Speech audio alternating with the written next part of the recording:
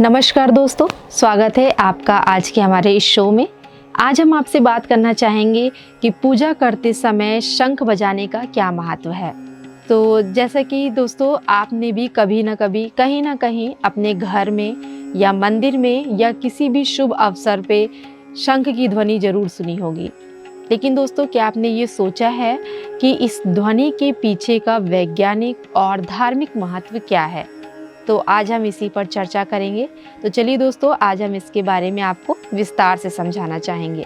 तो सबसे पहले हम बात करेंगे शंख के परिचय और इतिहास के बारे में। शंख एक प्राकृतिक समुद्री शैल है जिसे हम धार्मिक सांस्कृतिक परंपरा में इसका हिंदू धर्म में काफ़ी महत्व है। तो कहा जाता है कि जब हम किसी भी शुभ काम या पूजा को स्टार्ट करते हैं तो उसमें सबसे पहले शंख की ध्वनि आपको सुनाई देती होगी।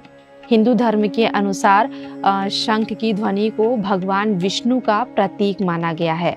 कहा जाता है कि जो ये शंख की ध्वनि है, इससे हमारे आसपास की जितनी भी नकारात्मक ऊर्जा है वो नष्ट हो जाती है और सकारात्मक ऊर्जा जो है उसका संचार होता है। तो यही कारण है कि हम किसी भी शुभ कार्य को आरंभ करते हैं तो उसमें इस शंख की ध्वनि को जरूर शामिल करते हैं।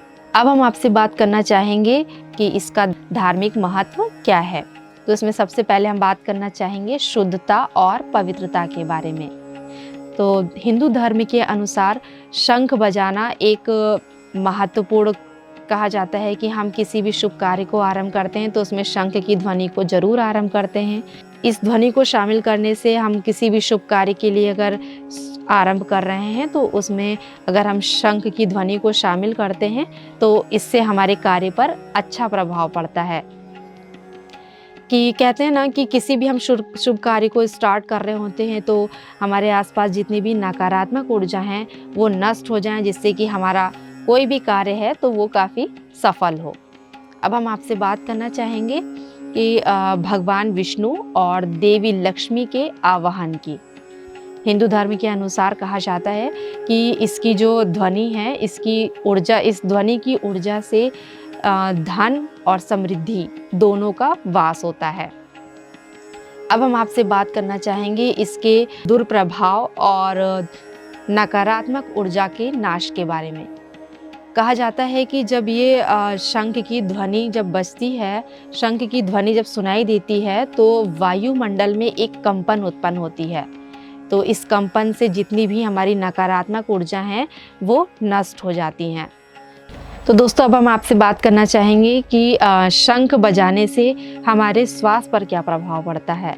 शंख बजाने से हमारे जो फेफड़ा है वो काफ़ी मजबूत होता है और जो हमारे श्वास लेने की प्रक्रिया है वो निरंतर बढ़ती रहती है। ऐसा कहा जा सकता है कि जैसे हम प्रातःकाल योग करते हैं तो उसमें अगर योगासन में अगर इसको शामिल कर लें तो ये एक प्राणायाम की प्रक्रिया का भी काम करता है।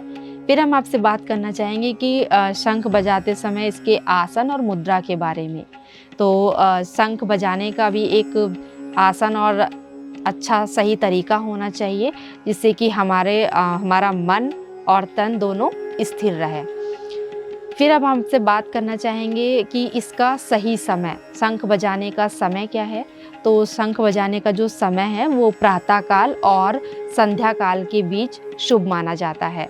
और आरती का जो हमारा समय है, आरती में हम किसी भी कार्य में इसको कभी भी हम शंख का प्रयोग कर सकते हैं, क्योंकि यह हमारी भारतीय संस्कृति में एक परंपरा है। आरती होती है तो उसमें हम आरती जैसे ही संपन्न होने वाली होती है, ख़त्म होने वाली होती है, तो सबसे पहले शंख की ध्वनि आपको सुनाई देती होगी। तो ये हमारी एक भारतीय संस्कृति में ऐसी परंपरा है, आरती में हम शंख की ध्वनि का प्रयोग करते हैं। तो दोस्तों, आज हमने आपको बताया कि शंख की महत्व, इसका श्वास पर क्या प्रभाव पड़ता है और इसका वैज्ञानिक क्या महत्व है। कहा जाए तो इसका कहने का मतलब ये है कि शंख की जो ध्वनि है वो केवल एक धार्मिक परंपरा ही नहीं बल्कि यह हमारे पर्यावरण को भी शुद्ध करता है। जितने भी हमारे आसपास की नकारात्मक ऊर्जा है वो नष्ट हो जाती हैं और सकारात्मक ऊर्जा का संचार होता है।